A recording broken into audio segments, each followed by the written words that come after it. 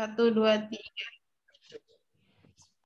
Assalamualaikum warahmatullahi wabarakatuh. Selamat pagi. Yang terhormat Bapak Kolikul-Kolik, SE, SH, MH, CIMB, selaku dosen mata kuliah pengendalian usaha. Dan rekan-rekan sekalian, di sini kami dari kelompok 11 ingin mempresentasikan hasil kerja kami, yaitu tentang penganggaran. Sebelumnya izinkan saya memperkenalkan diri saya, yaitu Dian Utami dengan NPM 20153102551 dan rekan saya Ella Marita. Selanjutnya akan dibacakan materinya oleh rekan saya Ella Marita. Dengan Ella Marita saya persilahkan. Baik, di sini saya akan mempresentasikan materi yaitu tentang penganggaran. Penganggaran adalah suatu bentuk dari perencanaan dan kebijakan pengembangan yang mempertimbangkan batasan sumber daya,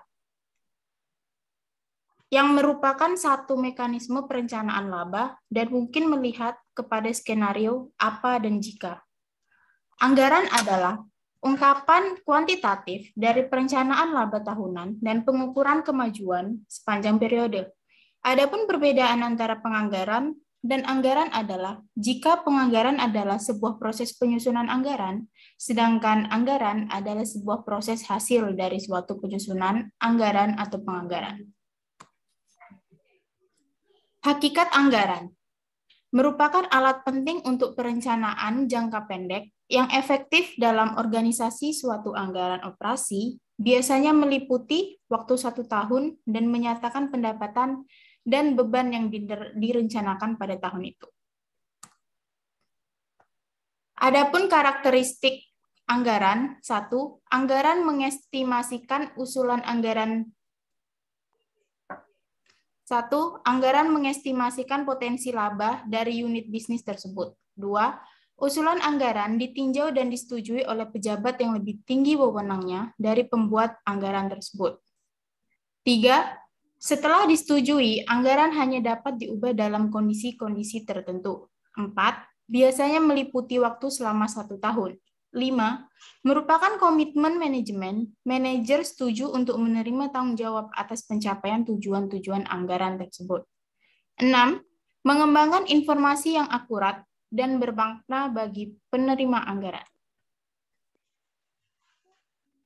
Adapun penggunaan anggaran ialah yang digunakan pada peraturan penggandaan barang dan jasa, pemerintah Indonesia yang merujuk pada pejabat pemegang kewenangan penggunaan anggaran yang berada di kementerian, lembaga, bagian dari suatu kerja pemerintah, atau pejabat yang disamakan dengan institusi penggunaan anggaran, pendapatan, dan belanja daerah. Penyusunan anggaran. Penyusunan anggaran ada proses, yaitu orang yang berwenang dan bertanggung jawab terhadap penyusunan anggaran serta pelaksanaannya adalah pimpinan perusahaan. Meskipun demikian, tugas untuk menyampaikan dan menyusun anggaran serta kegiatan-kegiatan penyelenggaraan lainnya tidak harus ditangani sendiri oleh pemimpin tertinggi perusahaan, melainkan dapat didelegasikan kepada bagian lain dan perusahaan. Adapun siapa atau bagaimana atau bagian apa yang ditugaskan untuk mempersiapkan dan menyusun anggaran tersebut sangat tergantung pada struktur perusahaan. Akan tetapi, tugas untuk mempersiapkan dan menyusun anggaran dapat didelegasikan kepada bagian administrasi dan panitia anggaran. Selanjutnya, saya kembalikan ke moderator. Baik, di sini saya lanjutkan yaitu tentang fungsi anggaran. Ada beberapa fungsi anggaran yaitu 1. Anggaran merupakan hasil akhir dari proses perencanaan perusahaan sebagai hasil negosiasi antara anggota organisasi yang dominan. Anggaran mencerminkan konsensus organisasional mengenal tujuan operasi untuk masa depan. Anggaran merupakan cetak biru perusahaan untuk bertindak yang mencerminkan prioritas manajemen dalam alokasi sumber daya organisasi. Dan yang ketiga, Dengan menetapkan tujuan dalam kinerja yang dapat diukur, anggaran berfungsi sebagai standar terhadap hasil operasi aktual yang dapat dibandingkan. Jenis-jenis anggaran. 1. Anggaran statistik. Bagian penting dari proses penganggarannya yang menetapkan volume dan sumber daya yang digunakan pada anggaran lain. Anggaran pendapatan informasi.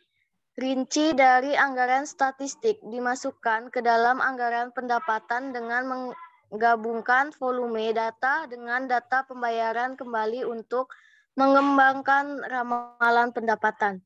Yang ketiga, anggaran belanja secara kas dikelompokkan dalam tenaga kerja atau gaji, upah, dan keuntungan tambahan. 4. Anggaran operasi. Kombinasi dari anggaran pendapatan dan belanja, karena anggaran ini dipersiapkan menggunakan metode akuntansi aktual sebagai satu permasalahan peramalan laba rugi. Yang terakhir, anggaran kas difokuskan pada posisi kas organisasi. Selanjutnya, isi anggaran. Anggaran pendapatan terdiri dari proyeksi jumlah unit penjualan dilakukan dengan harga jual yang diharapkan. Anggaran biaya produksi dan biaya penjualan terdiri dari biaya bahan baku langsung dan biaya tenaga kerja langsung. Dihitung dari jumlah produk yang ada pada anggaran penjualan. Selanjutnya, biaya pemasaran. Biaya yang terjadi untuk memperoleh penjualan. Biaya administrasi dan umum, biaya staf baik di kantor pusat maupun unit usaha.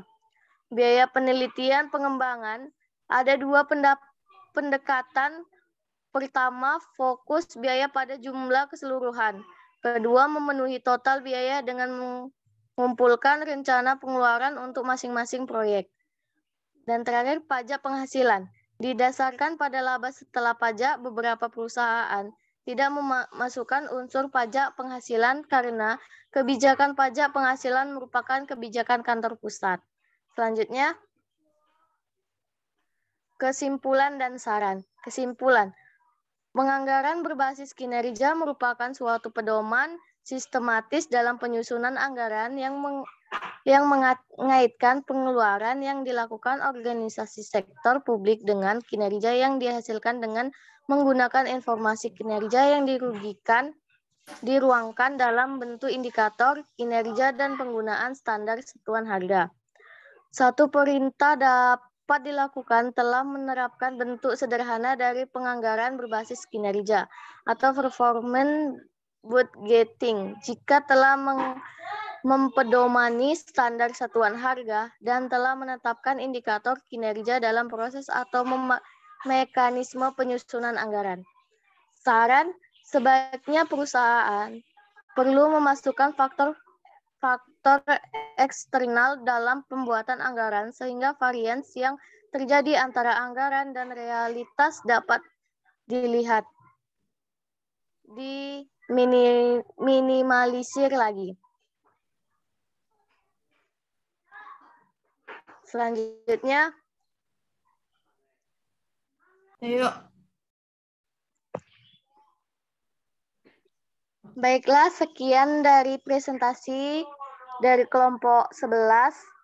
Jika ada kesalahan kata-kata dari kami meminta maaf. Assalamualaikum warahmatullahi wabarakatuh.